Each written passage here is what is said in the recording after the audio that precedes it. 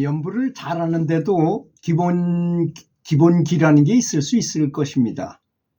말하자면 가만히 정저하고 앉아서 하는 연부를 하는 거하고, 그 다음에 일을 하면서 연부를 하는 거하고, 걸을 때 하는 연부를 하는 거하고, 일할 때 하는 연부를 하고, 또는 잠이 들기 전에 연부를 하는 거와 잠에서 깼을 때 연부를 하는 것 등등 여러 가지 기본기가 있을 수 있을 것입니다.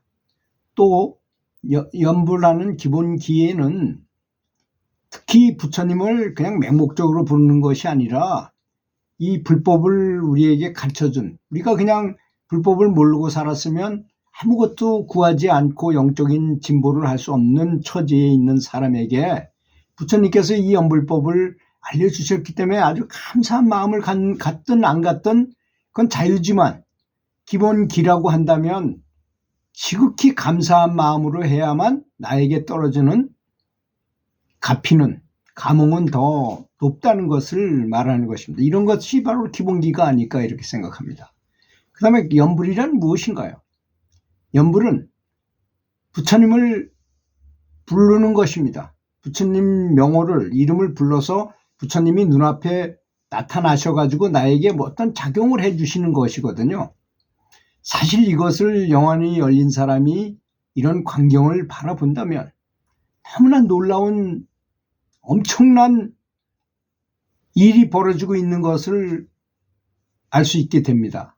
그런 게 바로 연불이라는 것을, 이제 아미타불이나 관세음보살이나 이런 분들이 나타나시면, 뭐 지장보살이나 다른 보살님도 그렇지만 이렇게 눈앞에 나타나면 큰 빛을 가진 존재들이에요. 그분은 빛의 존재들입니다. 그분들이 나에게 빛을 비춰주면 나도 그분들하고 비슷하게 빛이 비슷하게 변해갑니다.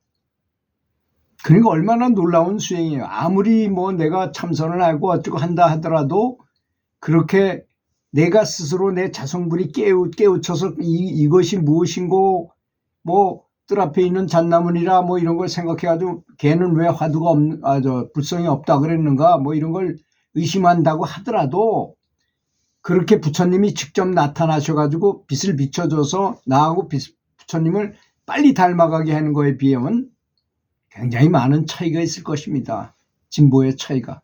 이 개념을 정확하게 안다면 그런 것이 바로 연불이라는 것입니다.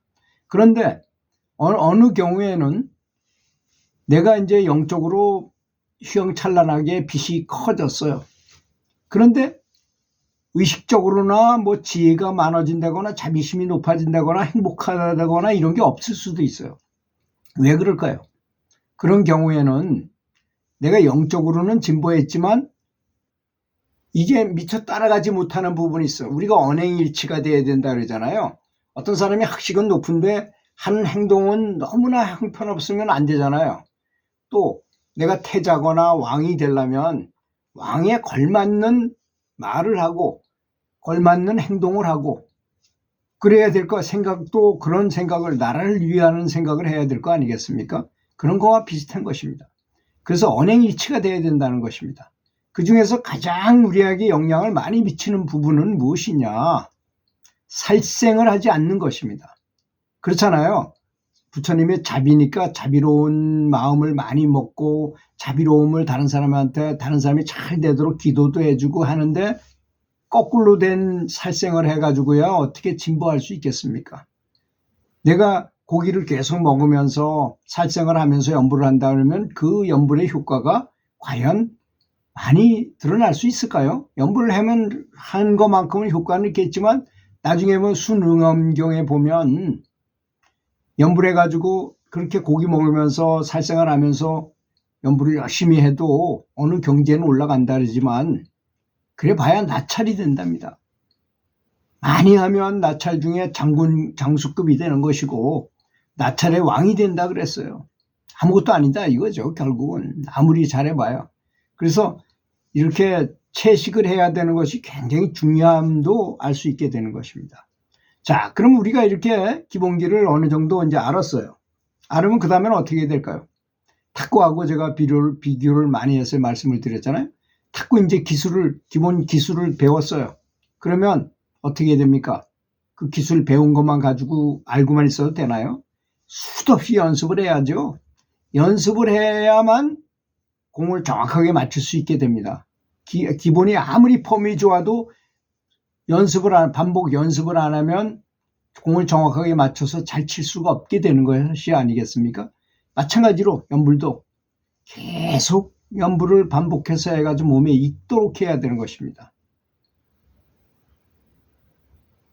우리가 처음에 운전 배울 때 얼마나 떨리고 힘들었어요. 어깨에 힘도 들어가고 간신히 말이야. 지금은 아주 운전이 편하고 어디든지 마음대로 갈 수 있으니까 너무 좋잖아요. 그게 몸에 익도록 해야 된다는 것입니다. 그러다가 더 많이 깊이 들어가면 중독이 돼버려요. 이건 좋은 중독이죠. 나쁜 중독이 아니라 좋게 습관화된다는 거죠. 그래서 이 사람은 언제 어디를 가더라도 항상 연불을 하는 사람이 된다는 것입니다. 그래서 칙명연불보다 연불선이 더 좋다고 말하기도 해요. 물론 칙명연불을 할 때 아무도 없는 곳에서는 칙명연불을 하는 게 더 좋을 것이고, 사람들이 많은 지하철 속이나 이런 데는 당연히 연불선으로 해야 될 거 아니겠습니까? 속으로 부처님을 떠올린. 자, 그러면 여기에 또 문제가 생겨요. 말로 소리 내서 하는 연불, 나미아불탑을 이렇게 부르는 거하고, 나미아불탑을 내가 눈을 감고 눈 앞에 나타나신 나미아불탑을 보는 거하고 어떤 게 더 좋은 연불일까요? 그걸 따질 수가 없어요. 오히려 눈으로 생생하게 보는 연불이 더 좋을 수도 있잖아요. 그걸 관상연불이라고 하는데, 그 칙명연불과 관상연불이 있다는 것. 그래서 관상연불을 하게 되면 장점도 많아요. 우리는 칙명연불로 저 우주 끝까지 소리가 들리게 큰 소리로 부를 수 없지만, 관상연불로 연불선을 할 때는 저 우주 끝까지 다 들리도록 마음으로 하는 거니까, 마음으로 우주 가득 그것까지 들리게 미치도록 연불할 수 있습니다. 그러니까 서로 장단점이 있는 것이죠. 좋은 점, 나쁜 점이 있다는 것입니다. 그래서 연불은 정시연불을 해야 되고, 새벽에 일어나 눈 뜨자마자 몇 시간, 1시간 동안 연불한다거나, 또는 아침에 운동을 위해서 걸으면서 연불을 2시간 한다거나, 이렇게 시간 맞춰서 하는 것이 중요하고, 그 다음에 가만히 앉아서 하는 연불이 있고 움직이면서 하는 연불이 있다고 그랬잖아요. 그래서 동중직 공부를 잘해야 됩니다. 이 묘리가 다 24시간 동안 계속 연불을 하려면 동중직 공부를 잘해야 돼요. 한번 실험으로 시장에 나가봐요. 장날 시장에 나가서 시장통을 돌면서도 내가 연불이 잊혀지지 않고 계속 돌아가는가, 물건도 사면서도 연불이 계속 생각이 드는가, 이런 걸 연습해 보기도 합니다. 저는 그런 걸 많이 해봤어요. 그래야만 잊지 않고 계속 연불이 돌릴 수 있기 때문인 것입니다. 또 연불을 하는 데는 다양한 기법이 있을 수 있어요. 이게 몸과 마음을 이완시켜야 되잖아요. 그죠? 이완시켜야만 연불의 그 이완시키는 말에는 거기에 그 참선의 2가지 병통이 있다 그랬어요. 참선하는 사람에게. 첫째는 속효심이라는 것입니다. 빨리 깨닫겠다고 하는 마음.